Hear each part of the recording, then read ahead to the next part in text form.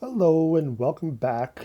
We're going to be jumping into section 6.4 for math concepts, which gets into the irrational numbers and decimal representation.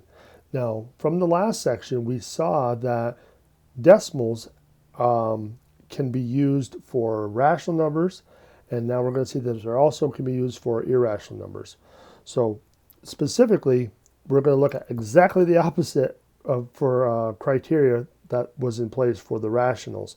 So, an irrational will be defined as any number that can be represented by a non-repeating and a non-terminating decimal. So that was just the opposite of what it was for the rational numbers. So rational numbers were repeating or terminating. One of those two cases. So in this case, it's neither one of them. So a couple examples. Square root of 2 was 1, and we showed you that back in 6.1.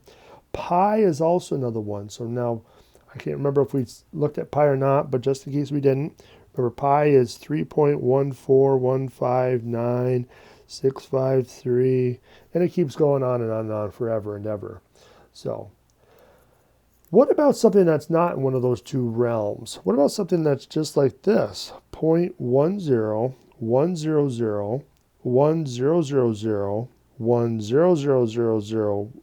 and you can kind of see the pattern for it.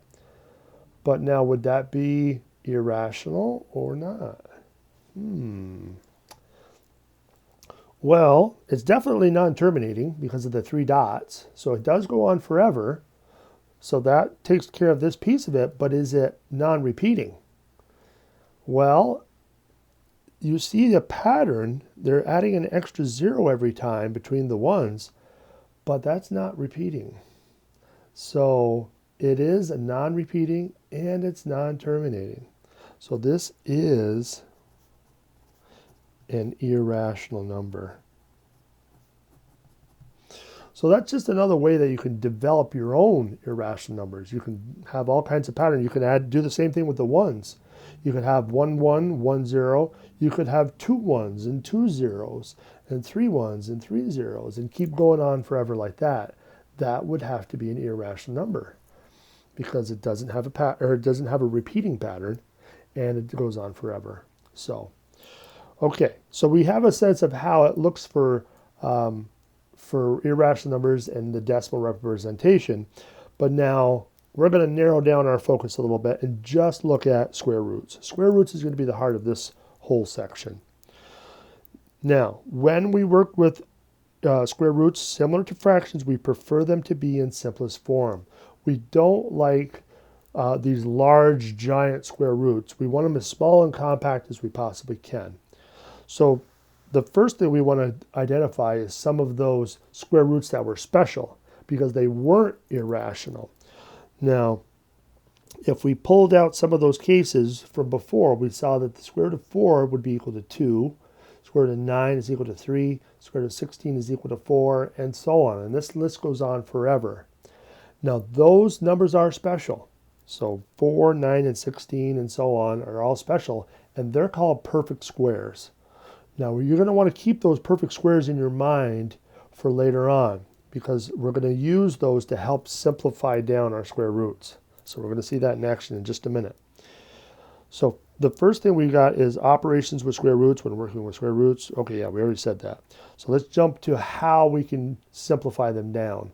So the product rule is going to be one way we can do that, which basically says that if you're multiplying two square roots together, you can smush them into one square root. So you can multiply them, and whatever that result is, it could be underneath the one square root. So if we had something like the square root of 2 times the square root of 3, we could smush it together and make it into the square root of 6.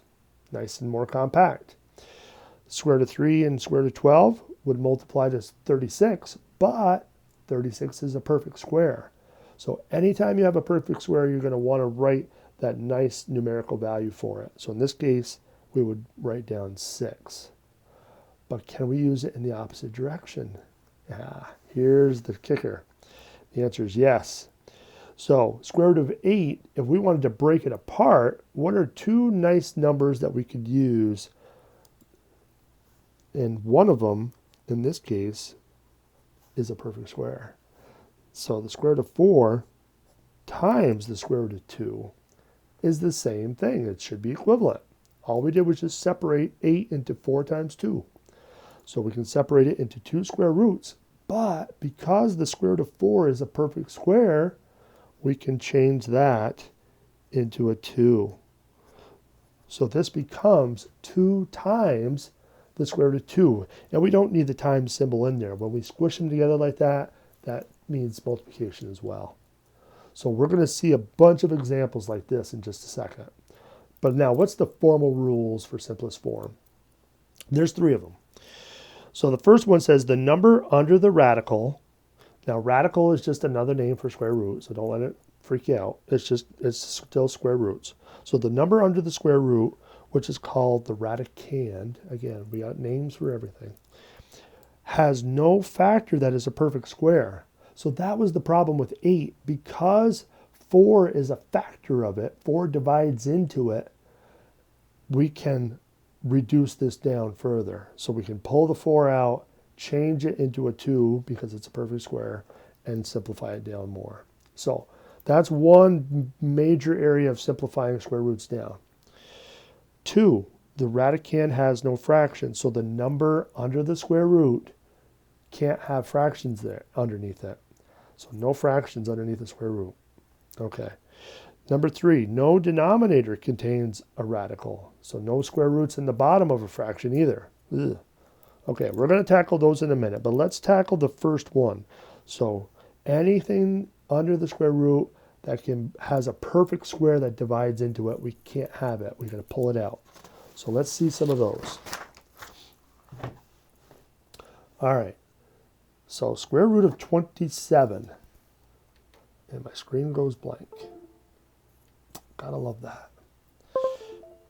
So the square root of 27, what perfect square divides into 27? So starting with the first one, we got 4. The next one is 9, and 9 is the winner. 9 goes into 27 evenly. So we're going to want to rewrite this as the square root of 9 times what? Well, 9 times 3. So we need the square root of 3 as well. So that's the first step. Just identify that perfect square, and then whatever's left is whatever's left. So this is the one thing we got to change, though. This is equal to 3. And then the square root of 3 just comes down. Now, again, we don't need the times symbol in between, so we can just write this as 3 square root of 3. That's going to be your final answer. All right, so what about 80? So start from the beginning. 4 is the first one. Well, 4 goes into 80. Now, even though we could use 4, you're going to want to keep going further down the list to see if there's something bigger that works. So we'll keep 4 in mind, but let's keep going. What about 9? 9 doesn't go into 80 evenly. What's the next one? 16. Oh, wait a minute. I think 16 goes into 80, doesn't it? Yeah, 16 goes into 80. And then if we wanted to go to the next one after that, which would be what? What's the next perfect square after 16? 25. No, that doesn't go in. Next one's 36. That doesn't go in. And they just keep getting bigger after that. So 16 looks like the biggest one that goes into 80 evenly. So square root of 16 times 5 is 80. So square root of 16, square root of 5. So now the square root of 16, we can change that to a 4. So 4 square root of 5. Done. So you really got to know those perfect squares, and you got to know your division tables too. So let's take a look at the next one. We got 4 times the square root of 28. So now the 4 in front, we're just going to bring that along for the ride for now, but we just got to break down this 28. So how are we going to break apart that 28? Well, first perfect square is 4. Does 4 go in? Yeah. So right off the bat, it's pretty quick to break it apart. So we got square root of 4 and square root of 7. Now, remember this square root of 4, we got to change that. Because it's a perfect square, we got to get rid of this. So the 4 in front stays. The square root of 4 changes to a 2, and then we still got the square root of 7. So the last step is now the whole numbers. We can multiply those. So let's multiply the 4 and the 2 together in front, and that gives us 8 square root of 7. So that should be the simplified form. All right, let's try square root of 288. So now it's a really bigger one. All right, let's go through our list. So does 4 go in? Yes, but is there one bigger? How about 9? Does 9 go in? Yes, 9 goes in. What about 16? 16 go in? Well, again, if you're not sure, just use your calculator. It doesn't hurt. So 288 divided by 16 equals, 16 goes in. All right, what's after 16? So that would be 25, right? Well, 25 doesn't go into that. What's the next one? 36. So 288 divided by 36. 36 goes in. All right.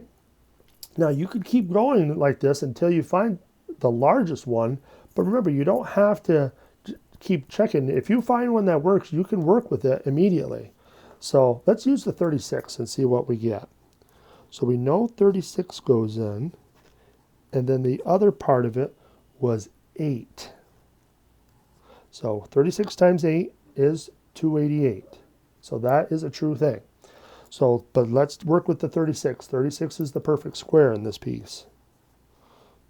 So that should become a 6. So now we got 6 square root of 8. So are we done? No. Remember, 8 is not reduced enough. We can break that apart. So we got 6 times square root of 4 times square root of 2.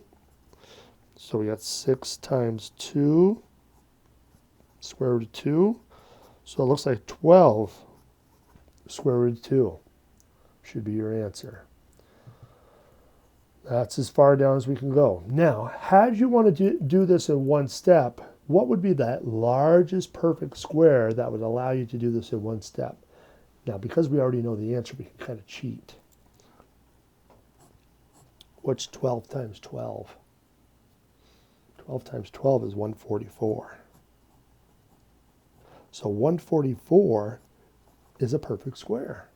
So that allows us to jump right to our answer of 12 times the square root of 2. So you can do these in one step. It's just like reducing fractions. You can do it in one step, or you can do it in multiple steps. As long as you just keep going as far as you can, then you'll always get there. So, all right, let's stop here, and then we'll pick up the rest of this in the next video.